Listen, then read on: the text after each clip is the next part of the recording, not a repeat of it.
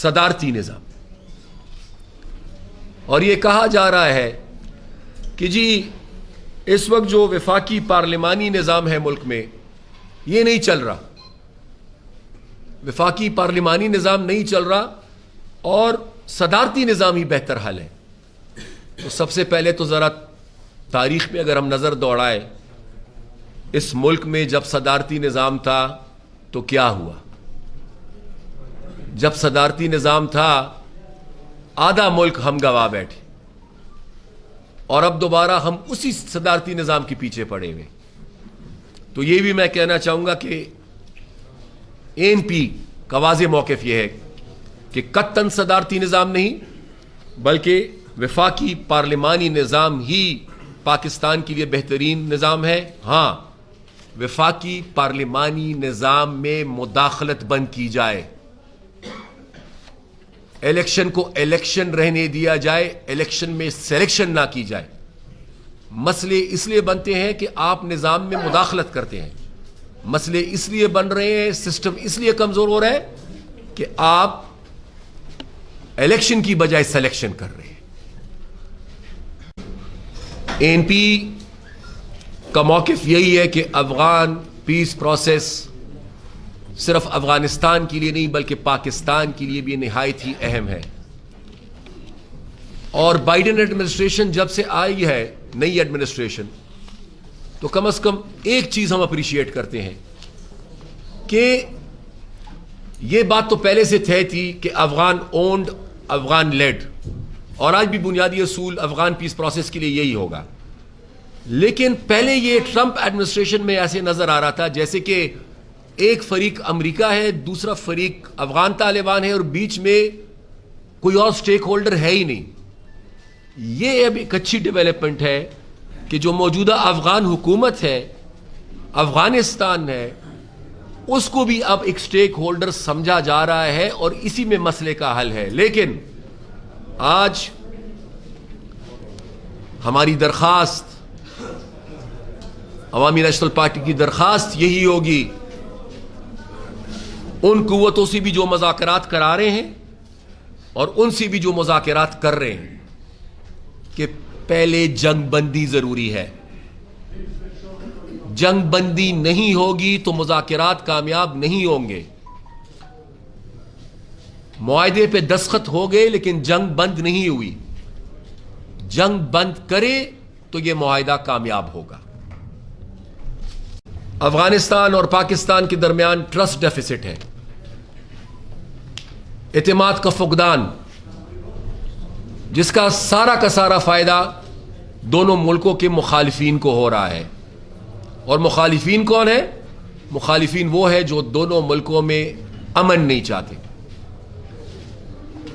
ہم صرف پاکستان اور افغانستان کی ٹرسٹ ڈیفیسٹ کی بھی بات نہیں کریں گے بلکہ اس خطے میں جتنی بھی نیبرنگ کنٹریز ہیں سب کے حوالے سے ہماری کوشش یہ ہونی چاہیے کہ ٹرسٹ ڈیفیسٹ کو، اعتماد کے فقدان کے مسئلے کو حل کیا جائے. دہشت گردی کی ایک نئی لہر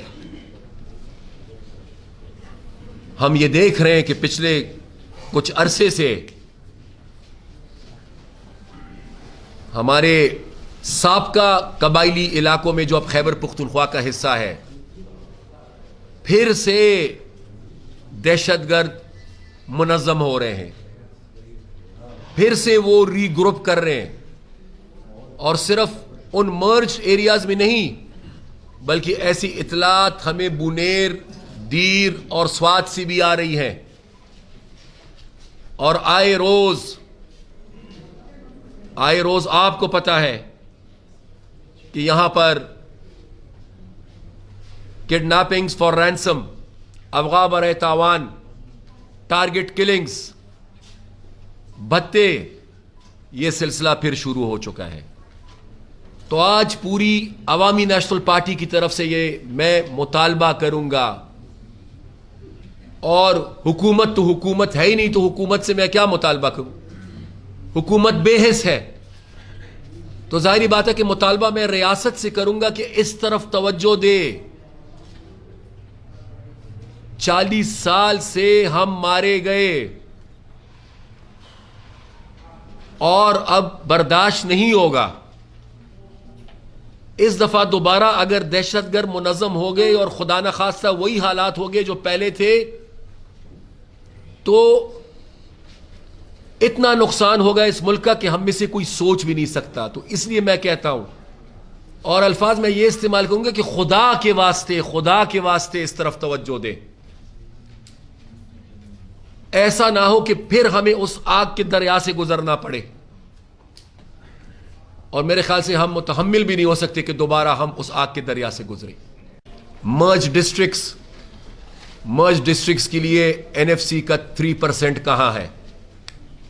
آج بھی وہاں پر انتظامی, قانونی اور ڈیولپمنٹ ریلیٹڈ مشکلات ہیں, رکاوٹیں ہیں, ڈیلیز ہیں. ان رکاوٹوں کو ختم کیا جائے اور سویلین سیٹ اپ کو وہاں پر بااختیار بنائیں, ٹرانزیشن کو مکمل کریں, وہ وعدے نبھائیں اور ٹرانزیشن کو مکمل کریں تاکہ قبائلی عوام جو سابقہ قبائلی علاقے تاکہ ان کو یہ تسلی ہو اور جو اصل میں مرجر کے ثمرات اور فائدے ہیں وہ ان تک پہنچ سکے. اور اسی کے ساتھ جو ہمارے ٹریڈ ہے یعنی تجارت, اور یہاں پر بھی میں افغانستان کا خصوصی ذکر کروں گا, اور افغانستان کا اس لیے خصوصی ذکر کروں گا کہ پختون بیلٹ جتنا ہے سمندر ہمارے قریب نہیں ہے, سمندر ہم سے دور ہے, اور ظاہری بات ہے کہ انفراسٹرکچر بھی ہمارا اتنا ڈیولپڈ نہیں ہے, انڈسٹریز بھی اتنی یہاں پر نہیں ہے. تو لوگوں کا زیادہ گزارا یا محنت مزدوری یا زراعت سے ہے اور یا تجارت سے ہے. اب کیوں بار بار رکاوٹیں کھڑی کی جا رہی ہیں؟ کیوں ہمارے بارڈرز پہ یہ چمن سے لے کر پورا باجوڑ تک کیوں ہمارے بارڈرز پہ بار بار مشکلات پیدا کی جا رہی ہیں؟ ان رکاوٹوں کو ختم کرے تاکہ یہاں کے رہنے والے لوگوں کا بھی فائدہ ہو, پاکستان کا فائدہ ہو. اس وقت پاکستان کو تجارت کی ضرورت ہے, اور ساتھ ہی صرف افغانستان ہی نہیں, تمام نیبرنگ کنٹریز یعنی خطے کی جو کنٹریز ہے ان کے ساتھ تجارت کو پروموٹ ہونا چاہیے. یہ بھی ہمارا مطالبہ ہے. جتنی بھی مسنگ پرسنز ہے ونس اینڈ فار آل اس کا حل ڈھونڈ لے. اگر قانون نہیں ہے تو قانون بنا دے, اور قانون بنا کر جس پہ بھی الزام ہے, ہم قطعاً یہ مطالبہ نہیں کرتے کہ کسی پہ الزام ہے آپ ان کو رہا کر دیں, نہیں. اگر کسی پہ الزام ہے تو قانون بنا کر اس کو عدالت کے سامنے پیش کریں, اور پھر عدالت فیصلہ کرے کہ وہ گناہگار ہے کہ وہ بے گناہ ہے. تو نہ قانون بنا رہے نہ عدالتوں میں پیش کر رہے ہیں. اور پھر ایسی بھی مسنگ پرسنز ہے کہ جن کا پتہ نہیں کہ یہ کس کے پاس ہے. مثال کے طور پر ہمارے بلوچستان کے ترجمان اسد خان اچکزئی, کتنے مہینے ان کو ہو گئے. اگر کسی نے ان کو رینسم کے لیے اغوا کیا ہوتا تو آج تک تو وہ رابطہ کر لیتے نا کہ ہم نے اغوا کیا ہے, ہماری یہ شرائط ہے. کوئی رابطہ نہیں. یہ نہیں پتا چل رہا کہ زمین کھا گئی کہ آسمان. وہ بیچارہ بیمار آدمی کیا گزر رہی ہوگی اس کی فیملی پر, اور ایسے نہ جانے کتنے اور اسد اچکزئی ہوں گے. میں تمام مسنگ پرسنز کی بات کر رہا ہوں, پورے پاکستان کے لیے بات کر رہا ہوں, بلکہ بالخصوص پختونوں کے لیے بات کر رہا ہوں, لیکن پختونوں کے ساتھ ساتھ میں بلوچوں کے لیے بھی بات کر رہا ہوں. بلوچوں کی بھی اس حوالے سے بلوچستان میں بڑے شدید شکوے اور گلے ہیں.